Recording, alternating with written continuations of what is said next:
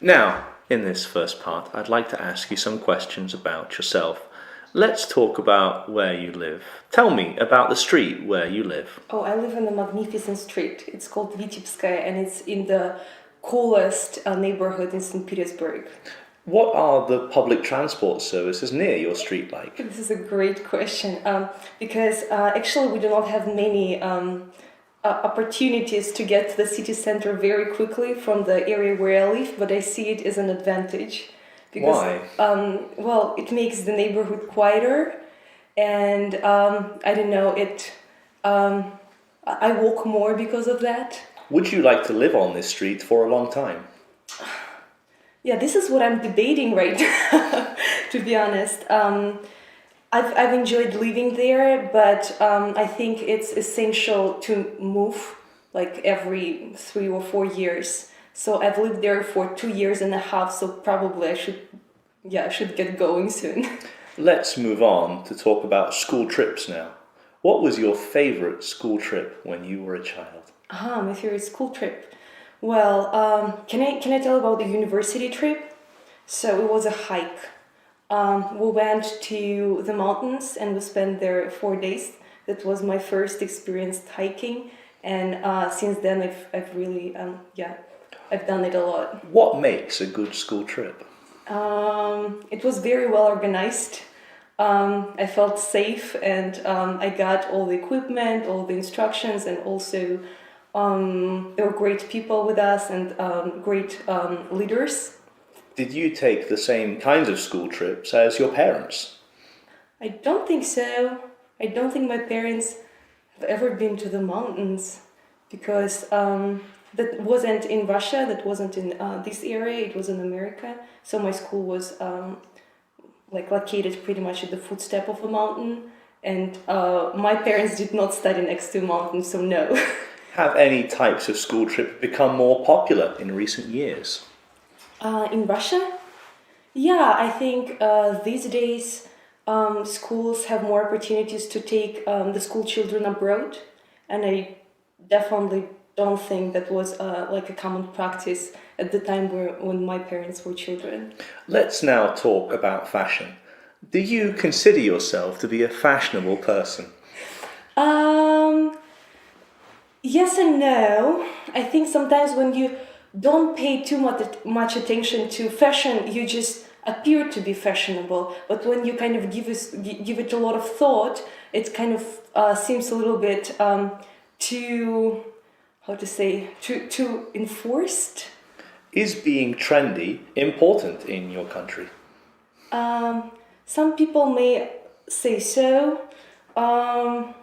In St. Petersburg, where I live, there are many trendy people, and there are many shopping malls and designer boutiques where you can get pretty interesting clothes. Also, people buy clothes abroad, but being trendy is not that important to me personally.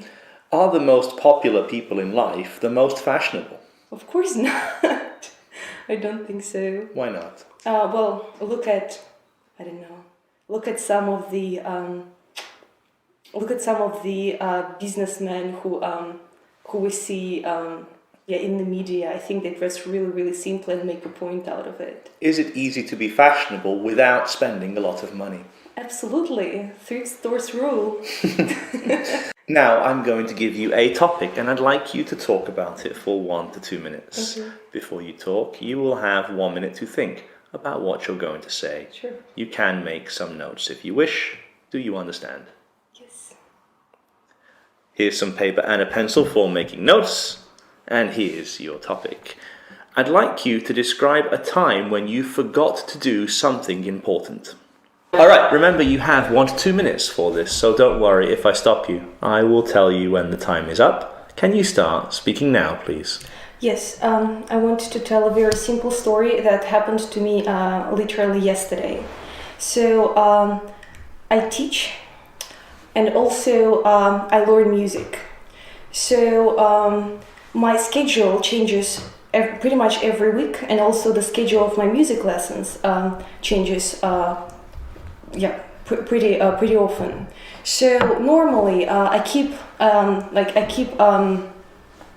like a diary of like when I scheduled my lessons and when my music teacher comes to me. But yesterday I forgot to put my music lesson into my schedule, so I scheduled my music lesson at the same time as my language lessons. So, and I remembered about it pretty much last minute. So, I had to do a lot of apologizing, and I really, it really made me think, like, okay, what is more important for me, to make money or to learn music? So, but I ended up compromising. So, I rescheduled one of my students for earlier time, had to cancel another lesson, but still, I didn't do anything with my music lesson because it was very important to me. Can you tell me anything more about that? About what? So yeah, I don't know. I think it happened because I was quite absent-minded, and maybe because I was meeting with my friends yesterday. So but I think I should be a bit more responsible with my work and with my hobbies and with the time management.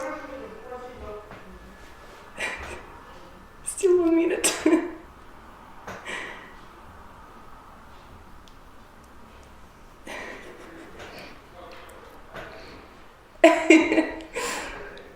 Thank you. Do you often forget to do important things? I wouldn't say so. Thank you. We've been talking about a time when you forgot to do something important, and I'd like to discuss one or two more general questions related to this. Let's consider, first of all, forgetfulness and technology. In what ways has technology changed the forgetfulness of people in society? So I think that with the advance of technology, people don't have to memorize as many things. For instance, they don't need to know like many facts because they know that they can simply Google them. And also there are so many apps being developed for pretty much keeping things in mind, like your diaries, your schedules, and this is something that I may need. Is it always a good thing? No, I don't think it's always a good thing. It helps, but I think that we're also missing something with using our memory less. Maybe, I don't know. Maybe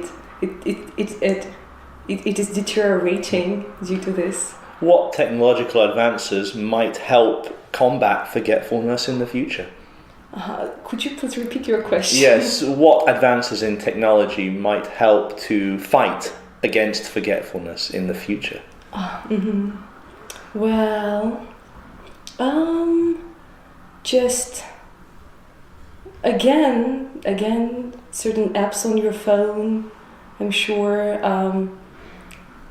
I don't know, like apps, like you can set reminders that can like pop up at a certain time, and I'm sure that the technology is pretty much going that way in helping people fight their forgetfulness. Let's move on to talk about forgetfulness and age. Some people say that the older you are, the easier it is to forget something. What do you think?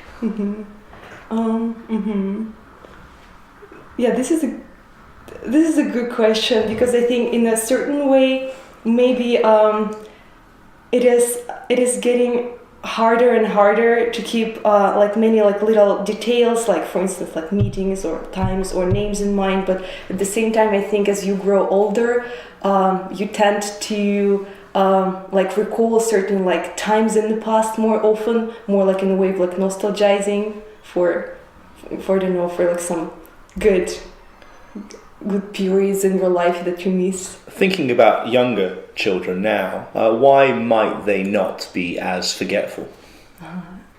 I don't think they are not as forgetful. I think they can be just as forgetful.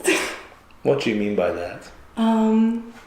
Well, for instance, like teenagers, while they're still like learning to be responsible, they may just like not quite acquire the habit of like keeping, I don't know, like the time in mind, so they can easily like lose the track of time. Well, I don't know, like playing football or playing games, and or they may not develop like a habit of being punctual. So it's also, I think, it's connected to forgetfulness.